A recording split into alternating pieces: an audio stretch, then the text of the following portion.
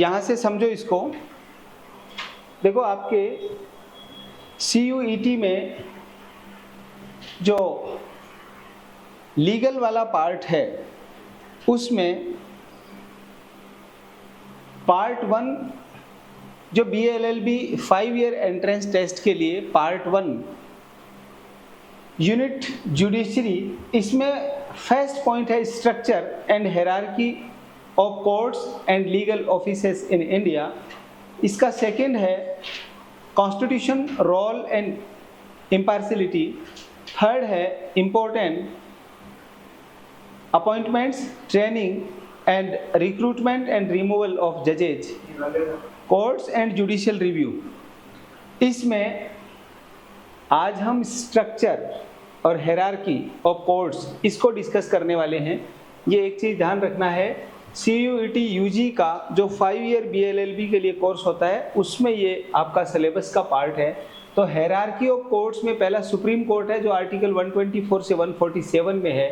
High courts हैं ये 1 यहाँ आगे से हट के बीच में चला जाएगा तो 214 से लेके 232, सबऑर्डिनेट जुडिशरी 233 से लेके 237 इसमें दिया हुआ है।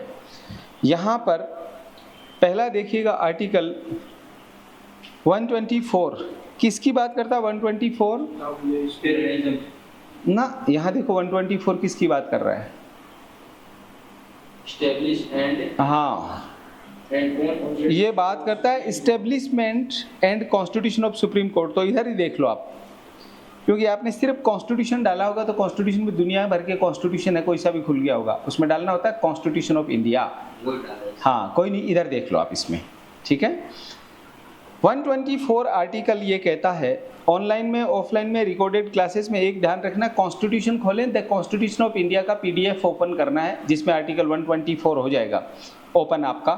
अब 124 ये कहता है कि सुप्रीम कोर्ट जो बनेगा वो किन को मिलके बनेगा, कितने लोग होंगे सुप्रीम कोर्ट में, यानी कितने जजेज होंगे, ये देखिएगा। Article 124 clause 1, there shall be a supreme court of India constituting of Chief Justice of India and until Parliament by law prescribes a larger number of not more than 30 other judges। इसमें कहीं 7 लिखा होगा, है ना, 7 लिखा होगा आपके। हाँ,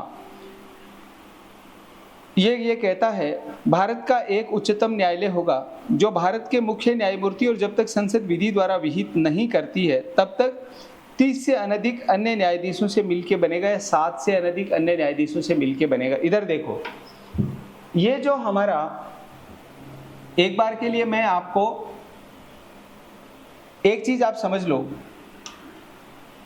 ये जो structure and hierarchy of courts है, अभी हम इस टॉपिक को डिस्कस कर रहे हैं। सुनो, उनको उधर रख दो, फिर वो समझ में नहीं आएगा, बाद में देखना उनको। Structure and hierarchy of courts, इसमें सबसे पहला कौन सा डिस्कस कर रहे हैं हम लोग? Supreme court. तो सुप्रीम कोर्ट कहाँ से? 124 से 147। दूसरा हायरार्की में बाद में हाई कोर्ट्स आ जाते हैं, आर्टिकल 214 से लेके 237, और उसके नीचे बाद में सबऑर्डिनेट जुडिशरी आ जाता है 233 से 237। तो पहले हम कौन सा डिस्कस करने वाले हैं? Supreme court. Supreme court. और सुप्रीम कोर्ट का आर्टिकल कौन सा है सबसे पहला? 124। हम यहाँ से डिस्कस करेंगे आर्टिकल 124। अब इस आर्टिकल 124 में टोटल 7 क्लोजेज हैं। इसमें ऐसे आता है जैसे close 1, close 2, close 3, close 4, close 5, close 6, close 7, यानी ये article 124 close 2, article 124 close 3, article 124 close 4, article 124 close 5, article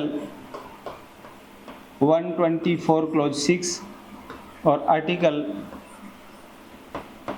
124 close 7। ये आपको समझ में आ जाएगा तो बाकी की चीज़ें समझ में आ जाएंगी। ये जो सबसे पहला क्लोज 1 है, इसमें क्या दिया हुआ है? इसमें दिया हुआ है कितने जजेस को मिलके बनेगा। पहले जब हमारा सुप्रीम कोर्ट यहाँ बना तो ऐसे बना है क्या? यही है ना? एक chief justice of India, 7 other जजेज, ऐसे ही है। अब इसको समझो आप। स्टार्टिंग में जो सुप्रीम कोर्ट हमारा बना उसमें एक हो गए चीफ जस्टिस ऑफ इंडिया। इसको मैं सीजीआई कर रहा हूं समझने के लिए, आपको सही रहेगा। सीजीआई यानी chief justice of India plus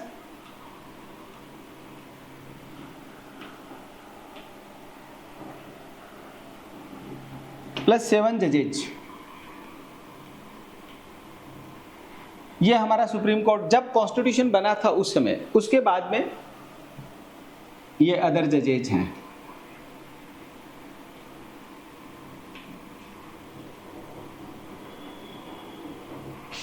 जजेज of supreme court. तो ये अदर जजेज ऑफ सुप्रीम कोर्ट हो गए। उसके बाद में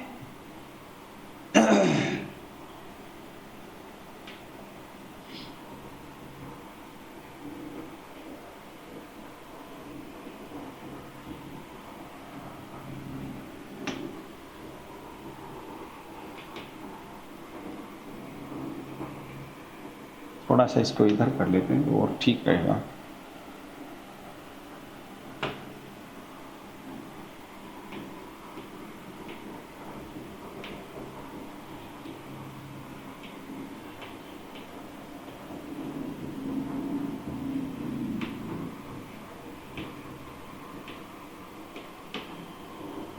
अदर जजेज ऑफ सुप्रीम कोर्ट, तो पहले जब बना एक चीफ जस्टिस, 7 अदर जजेज, उसके बाद में एक चीफ जस्टिस, 14 अदर जजेज, फिर एक चीफ जस्टिस, 18 अदर जजेज, ऐसे करते करते ये संख्या। उसके बाद में एक chief justice of India plus 26, उसके बाद में 31, 1 प्लस 31 और 8 प्रेजेंट है, 1 प्लस 33।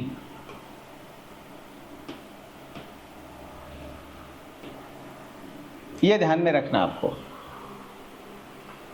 हमारा जो सुप्रीम कोर्ट का स्ट्रक्चर है, यानी कितने जजेज को मिलकर के हमारा सुप्रीम कोर्ट बनेगा, तो इसमें ये है चीफ जस्टिस ऑफ इंडिया, ये हैं अदर जजेज ऑफ सुप्रीम कोर्ट्स। अदर जजेज ऑफ सुप्रीम कोर्ट में यहाँ पहले 1 प्लस 7, 1 प्लस 14, 1 प्लस 18, 1 प्लस 26 और 1 प्लस 31, 8 प्रेजेंट में है, 1 प्लस 33। यह आपको पूछा जा सकता है क्योंकि आपका BA LLB 5 ईयर का सेंट्रल यूनिवर्सिटी के लिए एंट्रेंस टेस्ट है, इसलिए ये बेसिक सी जानकारी आपसे एग्जाम में एग्जामिनर एक्सपेक्टेशंस करके चलेगा कि इसके बारे में आप बताएं। तो जिस समय कॉन्स्टिट्यूशन बना था उसमें 1 plus 7, after that 1 plus 14, after that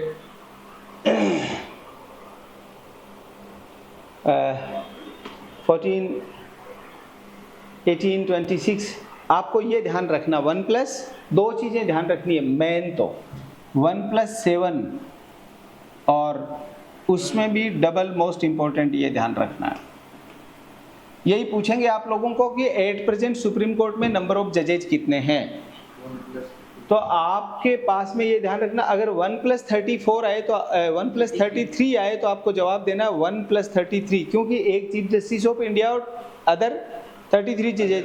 ऐसे पूछ लें टोटल नंबर ऑफ जजेज कितने हैं, ऐसा पूछ लें, तब अगर ये फिगर दे देते हैं आपको 33 हैं या मीन्स 33 हैं, 34 हैं, 35 हैं या 36 हैं तब आपको 34 करना है, अदरवाइज आपको 1 + 33 दिया हुआ है तो 1 + 33 करना है। जब कॉन्स्टिट्यूशन बना था उसमें 1 + 7 थे, बीच वालों को आप भूल जाओ। अब सर यही है 1 प्लस हाँ, इस समय 1 + 33 है सुप्रीम कोर्ट में जजेज इस समय, ये ध्यान रखना आपको, यही एग्जाम में आपको पूछा जाएगा। तो ये हो गया आर्टिकल 124 का क्लोज 1। आर्टिकल 124(1) काफ़ी मोस्ट इम्पोर्टेंट है हर एग्जामिनेशन पॉइंट ऑफ व्यू से, चाहे वो CUET 5 ईयर BLLB एंट्रेंस हो या क्लेट का एंट्रेंस हो या किसी भी अदर यूनिवर्सिटी का यूलेट रूलेट हो या RJS हो, APO हो, JLO, कोई भी एग्ज़ाम हो। APO में तो कॉन्स्टिट्यूशन नहीं है, RJS में है, JLO में है। एनी एक competitive exam article 124 very most for all competitive examinations. इसका क्लोज 1 हमने डिस्कस किया। क्लोज 2 है, एवरी जज of supreme court shall be appointed by president under warrant under his hand and seal on the recommendation of NJAC appointment commission referred to in article 124A and shall hold office until he attains the age of 65 year। और एक इसमें proviso दे दिया, क्या कहा, ये जो जजेज बनेंगे किन के आदेश से बनेंगे? प्रेसिडेंट ऑफ इंडिया के आदेश से बनेंगे। प्रेसिडेंट ऑफ इंडिया, ये सारे जो भी जजेस सुप्रीम कोर्ट के बनते हैं, प्रेसिडेंट ऑफ इंडिया अपने सिग्नेचर और सील लगा करके आदेश जारी करेंगे, उससे ये लोग अपॉइंट होंगे। All जजेज of supreme Court including Chief justice of India and all जजेज of high courts including Chief justice of that high court, ये सारा ध्यान में रखना है। उसके बाद में इसमें प्रोविजो दे रखा, एक ए में दिया हुआ है ए जज में बाई राइटिंग। अब यहाँ तो हमने बना दिया, कौन बना रहे हैं इनको? President of India. अब लॉ में कॉन्स्टिट्यूशन में कोई भी चीज़ देखें तो बनाने के बाद में उसको हटाने का प्रोसेस, हटेगा कैसे? तो एक तो ऐसे हटेगा, खुद रिजाइन कर सकता है, तो खुद अपना साइन सील से रिजाइन कर दे। किसको कर दे? जिसने बनाया उसको कर दे, प्रेसिडेंट ऑफ इंडिया को कर दे। दूसरा,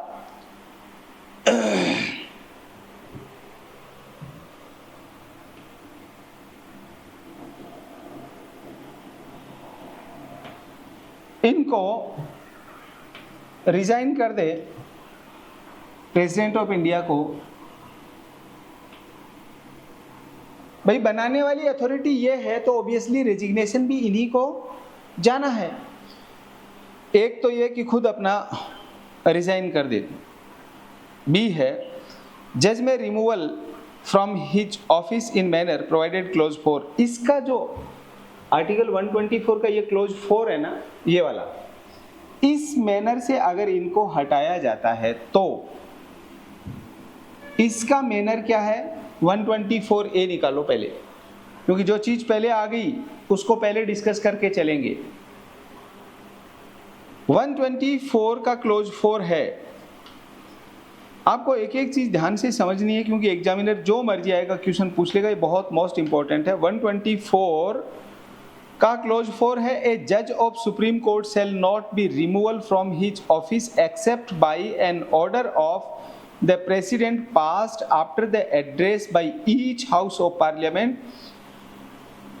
supported by majority of the total membership of that house and by a majority is not less than 2/3 of the members of the house present and voting has been presented to the president in the same session for such removal on ground of proved misbehavior and incapacity। इन दो चीज़ों को आप note down कर लो, proved misbehaviour and incapacity. यहाँ लिख लो, ऐसे लिखो, article 124 close 4 में लिख दो प्रूव्ड मिसबिहेवियर और इनकेपेसिटी। प्रूव्ड मिसबिहेवियर और इनकेपेसिटी, हिंदी में इसको कहते हैं आर्टिकल 124 का क्लोज 4 को उच्चतम न्यायालय के किसी न्यायाधीश को उसके पद से तब तक नहीं हटाया जाएगा जब तक साबित कदाचरण या असमर्थता के आधार पर ऐसे हटाए जाने के लिए संसद के प्रत्येक सदन के द्वारा अपनी कुल सदस्य संख्या के बहुमत के द्वारा तथा उपस्थित और मत देने वाले सदस्यों के कम से कम 2/3 बहुमत के समर्थित समावेदन राष्ट्रपति के समक्ष उसी सत्र में रखे जाने पर राष्ट्रपति उस पर आदेश जारी नहीं कर दे। तो 2 चीज़ें इसमें ध्यान रखने की है। जिनको प्रेसिडेंट ऑफ इंडिया ने बनाया सुप्रीम कोर्ट के जजेज इंक्लूडिंग चीफ जस्टिस और हाई कोर्ट जजेज इंक्लूडिंग चीफ जस्टिस, तो पहला तो ये इन्हीं को रिजाइन कर सकते हैं। दूसरा, अगर इनको हटाया जाना है तो 124 के क्लोज 4 का प्रोसेस फॉलो किया जाएगा। और 124 का क्लोज 4 का प्रोसेस ये कहता है कि हाउस कितनी मेजोरिटी से हटाएगा, 1/3 की 2/3, कितना है 2/3 मेजोरिटी, ऐसे बोलते हैं इसको। प्रेसिडेंट तभी हटाएगा जब पार्लियामेंट, ये देखो पार्लियामेंट मीन्स होता है लोकसभा प्लस राज्यसभा, यानी लोकसभा के कितने मेंबर है टोटल 543 प्लस राज्यसभा के 250। इन मेंबर्स ने 2/3 मेजोरिटी से हटाया हो तो प्रेसिडेंट भी पार्लियामेंट का ही पार्ट है। एक पार्लियामेंट में 3 चीज़ें आती हैं। ये जो पार्लियामेंट है इसके 3 ऑर्गन्स हैं। एक तो है ये लोकसभा, एक है राज्यसभा। लोकसभा को इंग्लिश में कहा जाता है हाउस ऑफ पीपल, राज्यसभा को कहा जाता है काउंसिल ऑफ द स्टेट।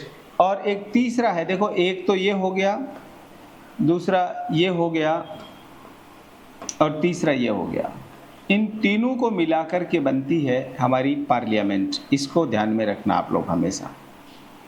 तो यहाँ पर ये जो पार्लियामेंट के 2/3 मेजोरिटी के द्वारा जब तक पास करके प्रेसिडेंट के पास इन हाउसेस ने पास करके, यानी इस पार्लियामेंट ने पास करके इनके पास भेजा नहीं होगा 2/3 मेजोरिटी से, तब तक ये नहीं हटा सकते। 2 ग्राउंड दे रखे हैं, वो दोनों ग्राउंड कौन से? पहला कौन सा है? इनकेपेसिटी टू वर्क, और इधर कौन सा है? Proved misbehaviour. Incapacity to work यानी वो काम नहीं कर सकते, बीमार हैं, है ना, काम करने में असमर्थ है, तो हटा देंगे। और प्रूव्ड मिसबिहेवियर, वो बात बात में बदतमीजी कर रहे हैं, प्रूव्ड मिसबिहेवियर, साबित कदाचरण, इसके आधार पे इनको हटाया जा सकता है। इस बात को ध्यान रखना। एक तो इनकेपेसिटी और दूसरा प्रूव्ड मिसबिहेवियर। इस आधार पे साबित कदाचरण, इनके आधार पे इनको हटाया जा सकता है। तो ये जजेज के रिमूवल का, चाहे हाई कोर्ट जज को हटाना हो, चाहे इन सुप्रीम कोर्ट जजेज को इंक्लूडिंग चीफ जस्टिस किसी को भी हटाना हो, यही प्रोसेस है। अब समझ लो इसको। इनके बनाएगा कौन इनको? President of India. तो हटाने का आदेश भी प्रेसिडेंट ऑफ इंडिया ही देंगे, तब देंगे जब लोकसभा और राज्यसभा ने 2/3 मेजोरिटी से पास कर दिया हो, और तब प्रेसिडेंट, ये कितनी मेजोरिटी है? 2/3 मेजोरिटी से पास कर देंगे, तब प्रेसिडेंट ऑफ इंडिया के ऑर्डर से हटाया जाएगा। कब ऐसा होगा? प्रूव्ड मिसबिहेवियर और इनकेपेसिटी टू वर्क। ये 2 ग्राउंड हैं जिनके आधार पे इनको रिमूव किया जा सकता है। पहला तो या तो ये खुद रिजाइन कर दें या फिर हाउस इनको हटा दे। एक साथ में सारों को रिमूव कर सकते हैं। हाँ कर दो ना, कहीं मना नहीं किया गया। 34 हाँ कर दो भले। आज तक अपने देश में एक को भी नहीं किया गया है, ऐसी नौबत आई नहीं। अच्छे लोग बनते हैं, वो ऐसी दिक्कत नहीं आती। क्लोज आर्टिकल 124 का क्लोज 1, इसका हमने, इसके बाद में इसमें क्लोज 2A है।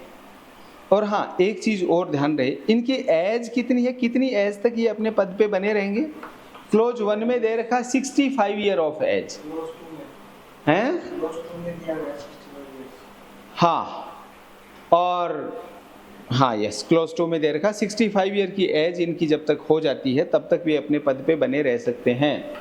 यहाँ पर ये 65 ईयर, ये रहा क्लोज 2, 124 का क्लोज 2, ये ध्यान रखना है। और clause 2A, the age of जजेज of supreme Court shall be determined by such authority and in such manner as parliament may by law provide। उच्चतम न्यायालय के न्यायाधीश की आयु ऐसे प्राधिकारी के द्वारा और ऐसी रीति से अवधारित की जाएगी जो संसद उपबंधित करे। यानी अभी तो इनकी एज कितनी है, 65 ईयर है, लेकिन अगर बाद में इनकी एज का तय किया जाना है ये 65 ईयर, तो कौन तय करेगा, कौन डिसाइड करेगा, पार्लियामेंट डिसाइड करेगा। ये बहुत बार एग्जाम में पूछते हैं कि इनकी एज कितनी है, कितने दिन तक कोई व्यक्ति सुप्रीम कोर्ट का जज रह सकता है, 65 ईयर, ये याद रखना आप। क्लोज 3 है, देखो एक बार इधर देखिए, ऑनलाइन ऑफलाइन में सभी, हमने क्लोज 1 डिस्कस किया। क्लोज 1 किसकी बात करता है, इनका अपॉइंटमेंट कैसे बनेंगे, कितने लोग होंगे, ये हमने डिस्कस कर लिया। कि इस समय एट प्रेजेंट 1 + 33 है, 1 चीफ जस्टिस ऑफ इंडिया और 33 अदर। प्रेसिडेंट ऑफ इंडिया अपने साइन सिग्नेचर से उनको अपॉइंट करेंगे, यानी उनके नियुक्ति का आदेश जारी करेंगे, अपॉइंटमेंट का ऑर्डर जारी करेंगे, जिसको वारंट कहा जाता है। और 124 का क्लोज 2 कहता है कि ये हटेंगे कैसे, या तो खुद रिजाइन कर दें या फिर पार्लियामेंट उसको हटा दे 2/3 मेजोरिटी से, तब प्रेसिडेंट के आदेश से हटेंगे और प्रूव्ड मिसबिहेवियर और इनकैपेसिटी टू वर्क होना चाहिए। और इसमें कहा गया हटाने का मैनर वो होगा जो आर्टिकल 124 के क्लोज 4 में बता रखा, तो वो यही बता रखा जो अभी हमने डिस्कस किया। फिर है क्लोज 3। क्लोज 3 में क्या दिया हुआ है, क्लोज 3 में दिया हुआ है कि और इनकी कोई क्वालिफिकेशन तय करनी हो, पहला तो भाई जो जज बनेगा ये कौन होंगे जजेज, उसकी क्वालिफिकेशन क्या होगी, वो इसके क्लोज 3 में दे रखा है कि पहला भारत के नागरिक होने चाहिए, ठीक है। फिर इसी में ABC करके दिया हुआ A है, has been for at least 5 year a जज ऑफ हाई कोर्ट और 2 और मोर सच कोर्ट्स इन सक्सेशन। यानी किसी भी उच्च न्यायालय में, यानी ऐसे देखो इधर क्लोज 3 क्या बात कर रहा है, क्लोज 3 ये बात कर रहा है पहला इंडियन सिटीजन होना चाहिए, क्या होना चाहिए, इंडियन सिटीजन। दूसरा किसी भी हाई कोर्ट में एटलीस्ट वो 5 ईयर तक एज एन एडवोकेट रहा हो, और या फिर किसी हाई कोर्ट में 5 ईयर तक जज के रूप में रहा हो। ऐसी क्वालिफिकेशन वाले पर्सन को ही हाई कोर्ट का सुप्रीम कोर्ट का अपॉइंट किया जाएगा, सुप्रीम कोर्ट का जज अपॉइंट किया जाएगा। 3 चीज़ें होनी चाहिए, Indian citizen, 5 year as a जज इन एनी हाई कोर्ट, 2 और मोर सक्सेसिव हाई कोर्ट, और वहाँ पर कम से कम 5 साल एज एन एडवोकेट के रूप में रहा होगा। और नेक्स्ट है वो पारंगत विधिवेता होना चाहिए, इसको बोलते हैं एमिनेंट ज्यूरिस्ट होना चाहिए, पारंगत विधिवेता होना चाहिए। ये किस में बता रखा है, आर्टिकल 124 के क्लॉज 3 में बता रखा है।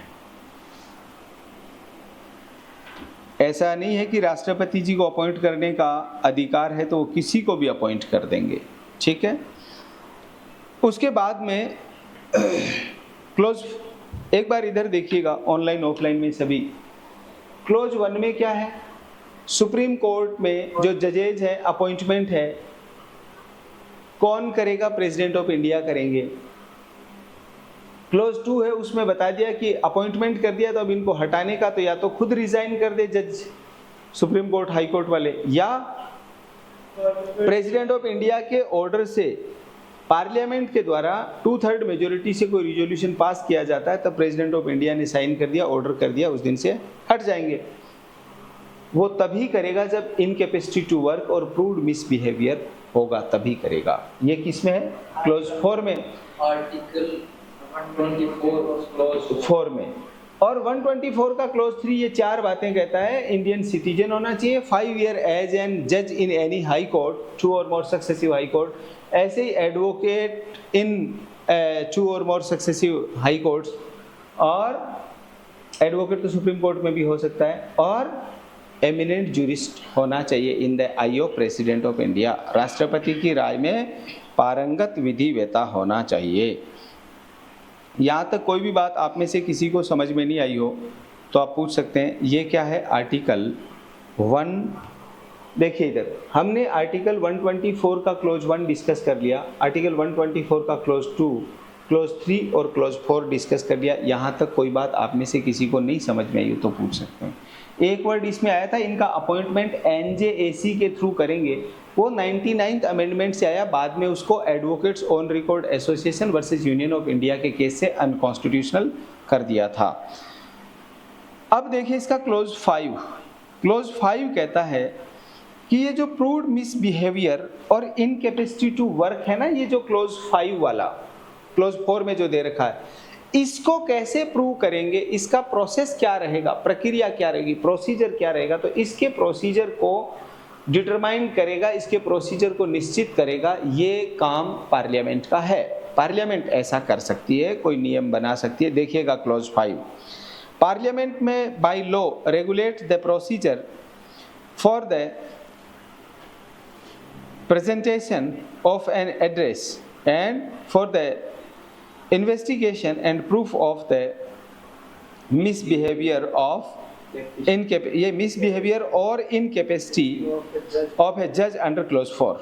अगर क्लोज 4 में जिनको इनकेपेसिटी टू वर्क और प्रूव्ड मिसबिहेवियर के आधार पे हटाना है तो उनके हटाने की क्या प्रक्रिया होगी, ये प्रोसेस को पार्लियामेंट तय करेगा। ये है क्लोज 5।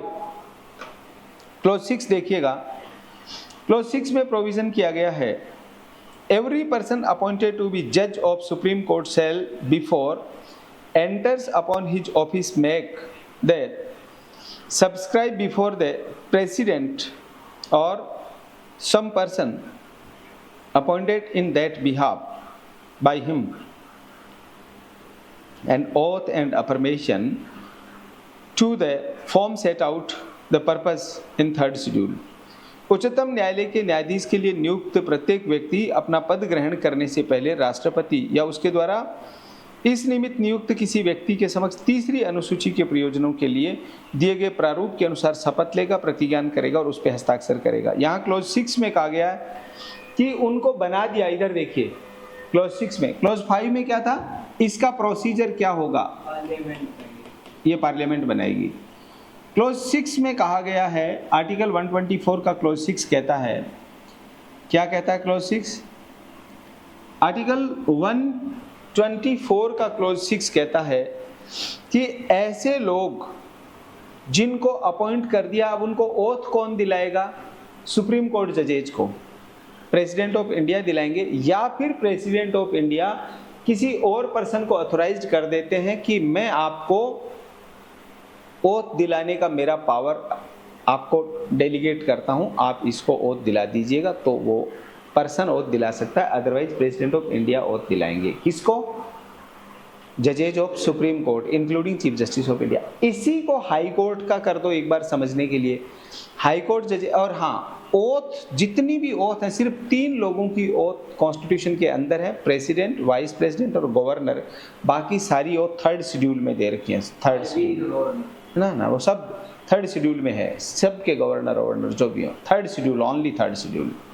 ठीक है, यहाँ पे इस बात को ध्यान में रखना है कि जो बात यहाँ दे दी कि थर्ड शेड्यूल में होगी, तो थर्ड शेड्यूल में इनका फॉर्म दिया हुआ उसके अकॉर्डिंग होगी, ये ध्यान रखना है।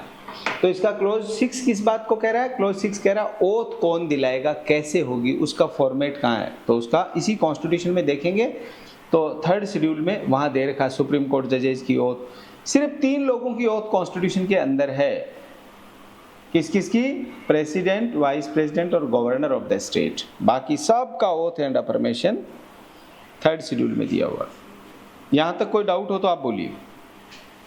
124 का क्लोज, लास्ट क्लोज कौन सा है? 7th close. ये 7th क्लोज कहता है जो देश भर में कहीं पे भी सुप्रीम कोर्ट का जज रह लिया, ऐसा कोई भी पर्सन किसी कोर्ट में, किसी ट्रिब्यूनल में प्रैक्टिस नहीं करेगा, क्योंकि वो किसी के भी सामने जाएगा तो वहाँ पे जस्टिस क्या हो जाएगा, इफेक्ट हो जाएगा, न्याय प्रभावित हो जाएगा। अगर सुप्रीम कोर्ट जज सामने चला जाए तो किसकी हिम्मत है कि वो उससे प्रभावित नहीं होगा। इसलिए इनको मना किया गया है कि किसी भी कोर्ट में कहीं पे भी प्रैक्टिस नहीं करेंगे। एक बार देखिएगा आर्टिकल 124 का clause 7, no person who has held office as a जज of the Supreme court shall plead or act in any court or before any authority within the territory of India. कोई व्यक्ति जिसे उच्चतम न्यायालय का न्यायाधीश के रूप में पद धारण किया है, भारत राज्य क्षेत्र के भीतर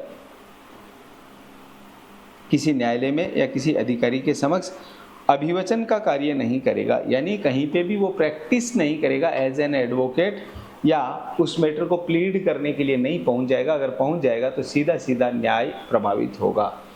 आपको इस आर्टिकल 124 का, एक बार इधर देखो ध्यान से, आर्टिकल 124 का क्लोज 1 कि सुप्रीम कोर्ट कितने जजेज से मिलके बनेगा, कौन अपॉइंट करेंगे। क्लोज 2 हमने डिस्कस किया था कि अब ये बन गया है तो रिजाइन किसको देगा, हटाया कैसे जाएगा, ये सारा हमने डिस्कस किया। क्लोज 3 में उनकी क्वालिफिकेशन क्या होगी, तो इंडियन सिटीजन होना चाहिए, 5 ईयर एज एन एडवोकेट या 5 ईयर एज ए जज किसी हाई कोर्ट में होगा, या in the I of president eminent jurist होना चाहिए। क्लोज 4 में हटाए जाने का प्रोसेस बता रखा कि इनकैपेसिटी टू वर्क और प्रूव्ड मिसबिहेवियर के आधार पे पार्लियामेंट 2/3 मेजोरिटी से हटाएगी तो प्रेसिडेंट आदेश जारी करेगा तो हटेगा। फिर क्लोज 5 में दे रखा कि ये जो 124 में के क्लोज 4 में हटाने का प्रोसेस दे रखा, उसका प्रोसीजर क्या होगा ये पार्लियामेंट तय करेगी। और 124 का क्लोज 6 है वो बात करता है, 124 का क्लोज 6 किसकी बात कर रहा है यहाँ पे, अब आपने इनको यहाँ तक इसका प्रोसीजर तय कर दिया, शपथ कौन दिलाएगा। 124 का क्लोज 6 बात कर रहा है ओथ कौन दिलाएगा, ओथ एंड अफर्मेशन। तो president of India oath and affirmation दिलाएंगे, या फिर वो किसी पर्सन को ऑथराइज कर सकते हैं। 3rd शेड्यूल में दिए हुए फॉर्मेट के अकॉर्डिंग ओथ एंड अफर्मेशन होगा। और 124 का क्लोज 7 है वो ये कहता है कि जो कोई पर्सन सुप्रीम कोर्ट का एडवोकेट रह लिया, जज रह लिया, किसका जज रह लिया, सुप्रीम कोर्ट का जज रह लिया, वो देश भर के किसी भी कोर्ट में, किसी ट्रिब्यूनल में कहीं पे भी प्रैक्टिस नहीं करेगा। ये है 124। आपको 124 समझ में आ गया हो तो कल की क्लास में हम 124A, 124B और 124C डिस्कस करेंगे। ये मोस्ट इम्पोर्टेंट प्रोविजंस हैं, ये आप ध्यान रखना। अगर ये समझ में आ गए आपके तो ये जो हमने यहाँ से डिस्कशन स्टार्ट किया था ना, जो आपका CUT UG का यूनिट फेस्ट है जुडिशरी, उसमें structure and hierarchy of courts, तो structure and hierarchy of courts खाली ऊपर ऊपर का इतना सा ही नहीं पूछ के छोड़ देगा, यही कि सुप्रीम कोर्ट कहाँ से कहाँ तक है, हाई कोर्ट कहाँ से कहाँ तक है, ये नहीं पूछेगा, वो इनके प्रोविज़न भी पूछेगा, तभी तो क्वेश्चन बनेगा। चलो मैं एक क्वेश्चन ऐसे ही पूछ लेता हूँ जो इनमें नहीं आया। Who will be the chief justice of India at present, कौन है इस समय भारत के मुख्य न्यायमूर्ति का नाम क्या है, और बताओ, लिखो। Chief justice of India CJI justice DY Chandrachud, justice DY Chandrachud,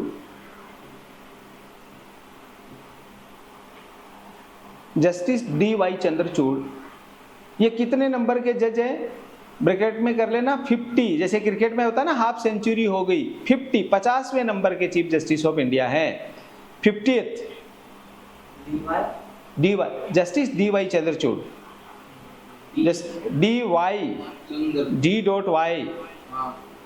D यानी धनंजय, Y यानी ऐसा ही कोई और नेम है, उसके बाद में चंद्रचूड़, DY चंद्रचूड़। बहुत अच्छे जज हैं इंडिया के, बड़े डायनेमिक जज हैं, अच्छे जजमेंट के लिए जाने जाते हैं, आने वाले समय में भी काफ़ी अच्छे जजमेंट देंगे। वो जज हैं, ये चीफ जस्टिस ऑफ इंडिया हैं, है ना। तो ये अपने को ध्यान रखना, कितने नंबर के हैं DY चंद्रचूड़, 50वें नंबर के चीफ जस्टिस ऑफ इंडिया हैं।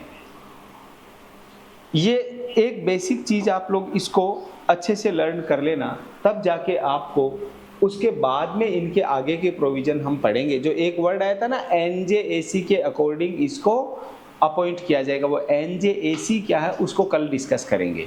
क्योंकि चीज़ें एक एक करके डिस्कस करते चलोगे तो समझ में आएंगी, वरना समझ में आएंगी नहीं।